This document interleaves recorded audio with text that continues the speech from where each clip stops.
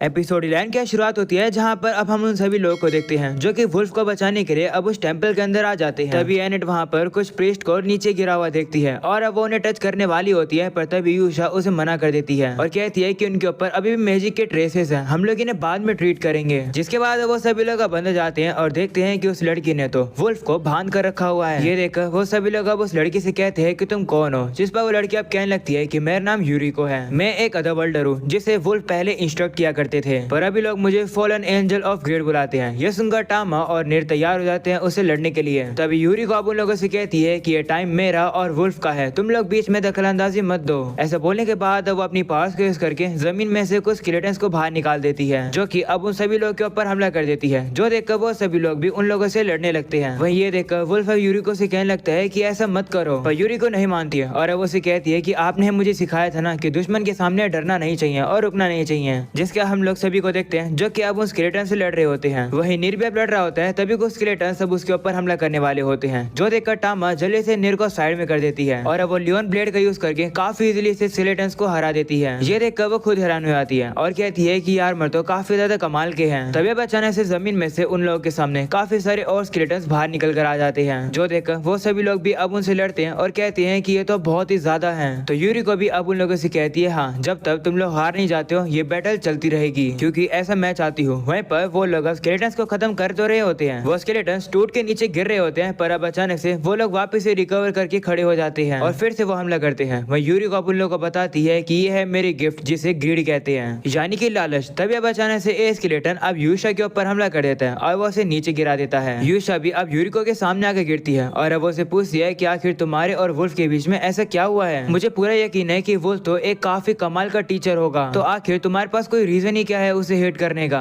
ये सुनकर यूरिको अब अपनी पास्ट की कहानी बताने लगती है। हम लोग को अब पास्ट का सीन दिखाया जाता है जहाँ पर यूरिका ट्रेनिंग कर रही होती है, जो देखकर वुल्फ अब उसे कहता है कि तुम काफी हार्डवर्क कर रही हो, लेकिन तुम्हारी एबिलिटीज को देखने के बाद लगता है कि ये कॉम्बैट करने के लिए सूटेड नहीं है। मेरे बात ध्यान से सुनो, ये जरूरी नहीं है कि अदर वर्ल्डर्स को डीमन लॉर्ड को चैलेंज करना होगा, तुम चाहती हो तो तुम नॉर्मल जिंदगी भी जी सकती हो। जिस पर यूरिको कहती है नहीं, ये वर्ल्ड चाहता है डीमन लॉर्ड को डिस्ट्रॉय करना, तो मैं वही करूंगी और मैं लड़ूंगी। ये सुनकर वुल्फ हैरान होता है और कहता है कि तुम सही में काफी हार्डवर्क करती हो, मुझे भरोसा है कि एक दिन तुम्हारी ताकत जरूर खिलेगी। जो सुनकर यूरिको भी खुश हो जाती है। यूरिको बताने लगती है कि वो सही में एक कमाल के टीचर हुआ करते थे, मैं ट्रेनिंग करती थी, साथ में ही काफी अच्छे ब्रेक भी लिया करती थी और एंजॉय करती थी। हमें दिखाया जाता है कि वो जब एक मार्केट में होती है तो उसे एक रिबन मिलता है और अब वो उसे उठाने वाली होती है, पर तभी वुल्फ उसे बुला लेता है, जिस वजह से यूरिका भी अब वहाँ से चली जाती है। यूरिका अब कहने लगती है कि मेरी जिंदगी काफी फुलफिलिंग थी, पर उस दिन के बाद से नहीं। हम लोग को अब दिखाया जाता है कि दूसरी दुनिया से एक और लड़की इस दुनिया के अंदर आती है। यूरिका बताने लगती है कि उस लड़की के आने के बाद ही सब बदल गया, उसके आने के बाद मेरे मास्टर भी बदल गए। वो लड़की काफी टैलेंटेड थी, इसलिए वुल्फ हमेशा उसे ही ट्रेनिंग दिया करते थे और उन्होंने मुझे अटेंशन देना बंद कर दिया, पर फिर भी मैं मन लगाकर अपनी ट्रेनिंग किया करती थी डीमन लॉर्ड को हराने के लिए। हम लोग अब देखते हैं कि उसकी पावर थोड़ी और ग्रो कर जाती है। वो चाहती थी कि वुल्फ उसकी तारीफ करे, इसलिए वो उस फूल को लेकर वुल्फ को दिखाने के लिए लेकर जा रही होती है, पर जैसे वो वहाँ पहुँचती है वो देखती है कि वुल्फ तो उस लड़की की तारीफ कर रहा होता है और कहता है कि तुम तो सही में एक टैलेंटेड हीरो हो, मुझे विश्वास है कि तुम डीमन लॉर्ड को जरूर हराओगी, ये दुनिया नहीं, मैं तुम्हारे ही आने का वेट कर रहा था। ये बात सुनने के बाद यूरिका काफी ज्यादा शौक हो जाती है और अब उसे कुछ अपने पास्ट के बारे में याद आने लगता है, जो याद करके वो अपने आप को पूरी तरह से कंट्रोल नहीं कर पाती है और वो जो उसकी पावर होती है वो आउट ऑफ कंट्रोल हो जाती है। हम लोग अब देखते हैं कि वो अपनी पावर को यूज करके उस लड़की को खाने लगती है। यूरिका बताती है कि यही वो समय था जब मेरी ताकत ब्लूम हो गई। वो अब उस लड़की को अपनी पावर के अंदर डाल रही होती है, जो देखकर वुल्फ उसे मना करता है, पर फिर भी वो रुकती नहीं है। ये देखकर वुल्फ अब काफी ज्यादा शौक हो जाता है क्योंकि वो लड़की जा चुकी है। वहीं पर अब हम लोग को यूरिको को दिखाया जाता है जिसकी आंखों में से अब काले कलर के आंसू निकलने लगते हैं और अब उस लड़की की रिबन को उठाकर वहाँ से चली जाती है। सीना वापस से प्रेजेंट का आता है जहाँ पर यूरिको कहती है कि अगर वो इवेंट उस दिन नहीं होता तो मेरी पावर हमेशा लॉक रहती, तो तुम ये कह सकते हो कि वुल्फ की वजह से ही मैं ये सब कर पा रही हूँ और मैं ताकतवर बन पाई हूँ। ऐसा बोलने के बाद वो अपनी पावर को यूज करके सभी स्केलेटन्स को वापस बुला लेती है, जो देखकर टामा कहती है कि क्या इसने हमें छोड़ दिया, पर तभी हम लोग यूरिको को देखते हैं जो कि अपनी सभी पावर्स को एक साथ इकट्ठा करती है और अब अपने पावर से एक बड़े से मॉन्स्टर को बना देती है और अब वो कहती है कि मेरे डिजायर की वजह से मैंने एक इनोसेंट लड़की को मारा है, तो अब मैं इंसान नहीं रही हूँ, तो अब मेरे पास सिर्फ एक ही चॉइस बची है और वो ये है कि ये देखना कि मैं कितना ज्यादा गिर सकती हूँ। वो उन लोगों के ऊपर हमला करने वाली होती है, जो देखकर वो सभी लोगों से कहता है कि जल्दी से भागकर इस जगह से बाहर निकल जाओ।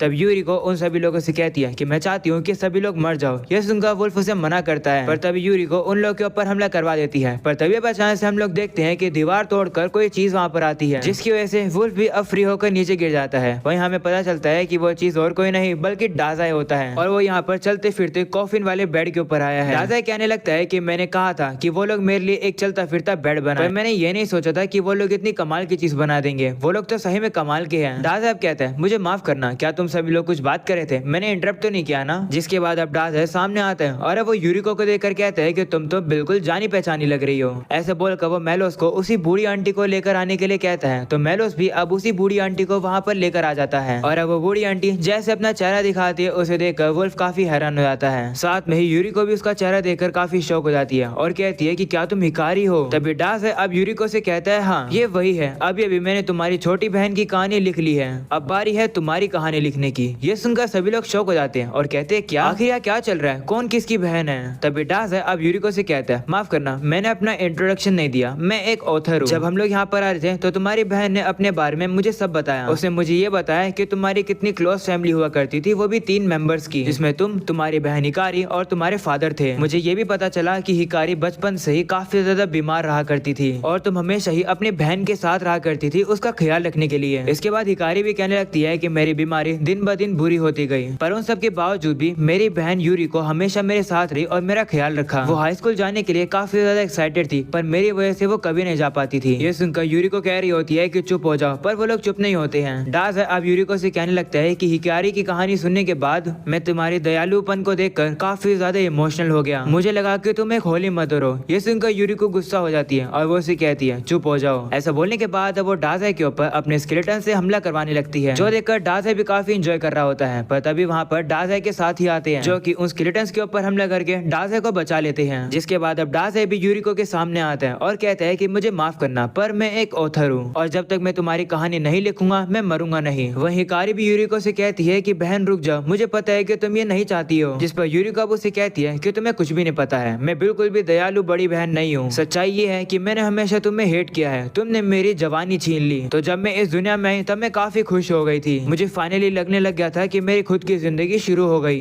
पर उसके बाद तुम इस दुनिया में आ गए और तुमने फिर से मुझसे हर कुछ छीन लिया। जब ऐसा हुआ तब मैंने डिसाइड किया कि तुम मेरे रास्ते के बीच में कभी भी नहीं आओगी। मैं लालची हूँ, जो कुछ भी मैं चाहूंगी मैं उसे पाकर रहूंगी। ये बात सुनकर हिकारी अब काफी ज्यादा शौक हो जाती है। वहीं ये सुनकर डाजाई यूरिको से कहते हैं कि अगर ऐसी बात है तो तुम क्या चाहती थी? ये सुनकर यूरिको गुस्सा हो जाती है और वो डाजाई के ऊपर हमला करवा देती है। वो हमला डाजाई को लगने वाला होता है, पर तभी वुल्फ सामने आ जाता है और वो डाजाई को धक्का मार के साइड में कर देता है। पर वो जो हमला होता है वो वुल्फ के लग जाता है, जिसकी वजह से वुल्फ का जो हाथ है वो बूढ़ा हो जाता है, साथ में उसकी बॉडी का आधा हिस्सा भी बूढ़ा होने लगता है। ये सुनकर यूरिको काफी डर जाती है और वो अपनी पावर को अब अंदर कर लेती है। जिसके बाद वुल्फ अब यूरिको से कहता है कि मुझे माफ कर दो, मुझे बिल्कुल भी नहीं पता था कि तुम ऐसा फील करती हो। तभी डाजाई अब उसके पास आता है और कहता है कि इन सब मैटर से तुम दूर हो जाओ। जो सुनकर वुल्फ भी अब शौक हो जाता है और कहता है कि तुम्हें क्या कह रहे हो? जिस पर डाजाई कहता है कि जो कहानी मैं प्यार की लिखने वाला हूँ उसमें तुम्हारा कोई भी रोल नहीं है, ऐसे चुपचाप से वहीं बैठे रहो। ऐसा बोलकर डाजाई अब यूरिको के पास फिर से आने लगता है और अब वो कहता है कि अब मुझे बताओ कि आखिर तुम क्या चाहती थी? तो यूरिको अब उसे कहती है कि मुझसे दूर हो जाओ। ऐसा बोलने के बाद वो अपने स्केलेटन से डाजाई के ऊपर हमला करवा देती है, जिस वजह से अब डाजाई को भी चोट लग जाती है, पर फिर भी वो हार नहीं मानता है। वो अब यूरिको के पास पहुंच जाता है और अब वो उसे कहता है कि मैं एक ऑथर हूँ, मैं वो लिखना चाहता हूँ जो कि तुम असली में फील करती हो।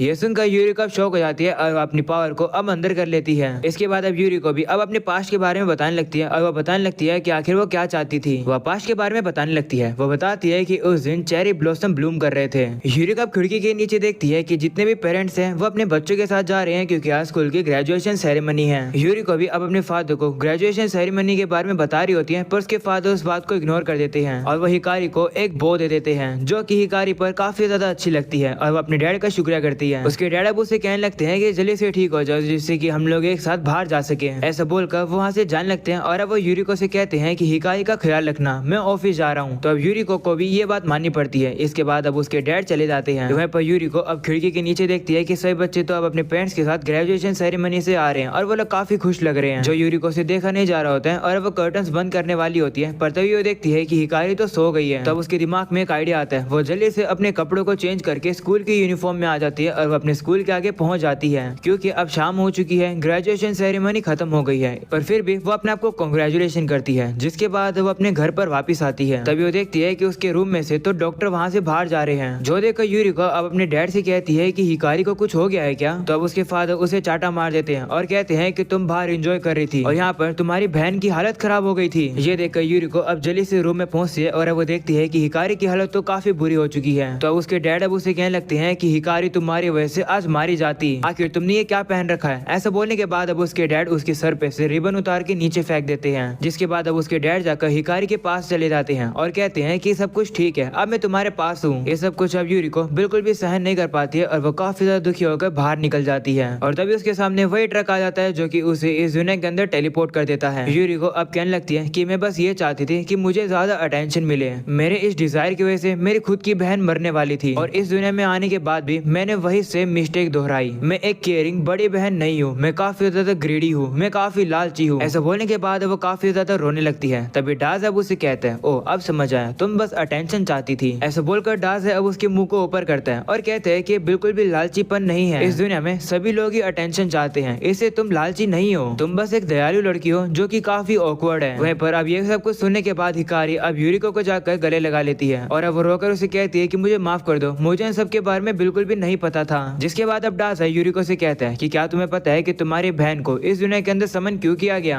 हम लोग को अब पास्ट का सीन दिखाया जाता है जहाँ पर अब हिकारी बीमार थी और अब वो धीरे धीरे करके थोड़ा बहुत रिकवर कर रही थी, पर वो देखती है कि उसकी बहन यूरिको तो वहाँ पर उसके पास होती नहीं है, जो देखकर वो खाली अकेला फील करती थी और अब वो अपने रूम से बाहर निकल कर रोते हुए आ जाती है और तभी वो ट्रक आकर उससे भी इस दुनिया के अंदर टेलीपोर्ट कर देता है। डाज अब यूरिको से कहते हैं कि तुम्हारी बहन इस दुनिया में इसलिए आई क्योंकि उसने सारी होप्स खो दी थी, क्योंकि वो तुम्हारे बिना दुनिया में नहीं जी सकती थी, वो भी अकेले। ये सब सुनकर यूरिको भी काफी इमोशनल हो जाती है और अब वो रोने लगती है और इस बार जो उसके आंसू होते हैं वो काले कलर में नहीं होते हैं। डाज अब कहने लगता है कि तुम्हारी बहन अब बूढ़ी हो गई है, पर फिर भी वो तुमसे यहाँ पर मिलने आई। वहीं पर ये सब कुछ सुनने के बाद वुल्फ भी कहने लगता है कि एक टीचर होने के तौर पर मैं फेल हो गया। इसके बाद अब वो भी पास्ट का सीन याद करता है जब हिकारी इस दुनिया के अंदर टेलीपोर्ट कर आई थी। जैसे यूरिको ने उसे देखा था वो चिल्लाती है हिकारी, ऐसा बोलने के बाद अब वो उसे गले लगा लेती है और अब वो उसे पूछती है कि तुम्हारी बीमारी कैसी है, जिस पर हिकारी कहती है कि मुझे बिल्कुल भी कुछ फील नहीं हो रहा है, मुझे बिल्कुल हल्का फील हो रहा है, यानी कि मेरी बीमारी गई। जो सुनकर यूरिको अब काफी खुश हो जाती है और कहती है कि ये तो अच्छी बात है कि तुम्हें अब बहुत ज्यादा सफर नहीं करना पड़ेगा। और अब अगले सीन में हम लोग को हिकारी को दिखाया जाता है जो कि वुल्फ से कहती है कि मुझे ताकतवर बनना है जिससे कि मैं डीमन लॉर्ड से लड़ सकूं, ताकि मेरी बहन को ना लड़ना पड़े। मेरी बहन को अब फ्रीली इस दुनिया में जीने दो, मैं चाहती हूँ कि कम से कम इस दुनिया में तो वो खुश रहे। पिछली दुनिया में मैंने अपनी बहन की जिंदगी छीन ली थी। वुल्फ अब हिकारी और यूरिको से कहते हैं कि तुम दोनों हमेशा से ही एक दूसरे को काफी प्यार करते थे। वहीं पर ये सुनकर अब डाज हंसने लगता है और कहता है कि कितनी प्यारी कहानी है प्यार की। ऐसा बोलने के बाद वो उन लोग के ऊपर अपनी पावर का यूज करने लगता है, जो देखकर वुल्फ भी हैरान हो जाता है और वो कहते हैं तो इसके बारे में पॉप कह रहे थे। वहीं पर अब डाजे कहने लगता है कि इतनी खूबसूरत कहानी मैं अपने हाथों से नहीं कंप्लीट कर सकता हूँ, ये तुम्हें ही कंप्लीट करनी होगी। तभी हम देखते हैं यूरिको की पावर आउट ऑफ कंट्रोल होकर डाजे को मारने वाली होती है, पर अब वो पावर खत्म हो जाती है, जिसके से हिकारी भी अब वापस से ठीक हो जाती है। साथ में हम लोग वुल्फ को भी देखते हैं और वो भी बूढ़ा नहीं रहता है। हम लोग को बाहर पड़े हुए प्रीस्ट को भी दिखाया जाता है, वो लोग भी ठीक हो जाते हैं और ये पूरी तरह से चर्च भी ठीक हो जाती है। ये सब कुछ देखकर यूरिको कहती है कि ये क्या है, तो यूशा कहती है कि शायद से तुम लोग अब उसी दुनिया में जाने वाले हो जहाँ से तुम लोग आए हो। ये सुनकर यूरिको अब खुश हो जाती है और साथ में इमोशनल भी। वो अब डाज है और बाकी सभी लोगों से कहती है कि माफ करना, मेरे वजह से तुम लोग को इतनी परेशानी हुई। जिसके बाद अब अपने रिबन को उतारकर अपने मास्टर यानी कि वुल्फ से कहती है शुक्रिया मुझे लाइफ को एंजॉय करने देने के लिए। जो सुनकर वुल्फ भी खुश हो जाता है और कहते हैं कोई बात नहीं। तब यह भिखारी यूरिको का हाथ पकड़ लेती है और कहती है बहन चलो घर चलते हैं। इस पर यूरिको भी कहती है हाँ। जिसके बाद अब हम लोग देखते हैं कि एक लाइट आती है और अब वो लोग वहाँ से चले जाते हैं। इसके बाद अब हम लोग को उन्हीं की दुनिया का सीन दिखाया जाता है जहाँ पर हिकारी अब नींद से उठती है, जो देखकर यूरिको अब उसको गुड मॉर्निंग कहती है और कहती है कि तुम सोते हुए काफी खुश लग रही थी, इसका मतलब तुम अच्छा सपना देख रही थी। जिस पर हिकारी भी कहती है हाँ मैं काफी बड़ा सपना देख रही थी, मेरा सपना काफी अजीब था, तुम बिलीव भी नहीं करोगी। जो सुनकर यूरिको कहती है कि हमारे पास काफी टाइम है तो तुम मुझे अपने सपने के बारे में बता सकती हो। हिकारी भी कहती है ठीक है, मैंने एक ऐसा सपना देखा कि हम लोग एक दूसरी दुनिया में चले गए। हिकारी इसी तरीके से अपनी बहन को सारी कहानी बता रही होती है और अब यही हो जाता है ये एपिसोड खत्म। डैम यार ये एपिसोड तो कुछ ज्यादा कमाल का था। मुझे कमेंट सेक्शन में जरूर बताना कि तुम लोग इस एपिसोड को कितनी रेटिंग दोगे। मैं तो 10 में से 10 देने वाला हूँ। तुम लोग कोई पसंद आया हो तो लाइक करके जरूर बताना और अगर तुम लोग चैनल पर नए हो तो सब्सक्राइब भी करके जाना। इसका नेक्स्ट एपिसोड देखना है तो सब्सक्राइब करके और नोटिफिकेशन तो ऑन करना ही पड़ेगा। आज के लिए इतना है, मिलते हैं फिर किसी एपिसोड के अंदर, तब तक के लिए बाय बाय।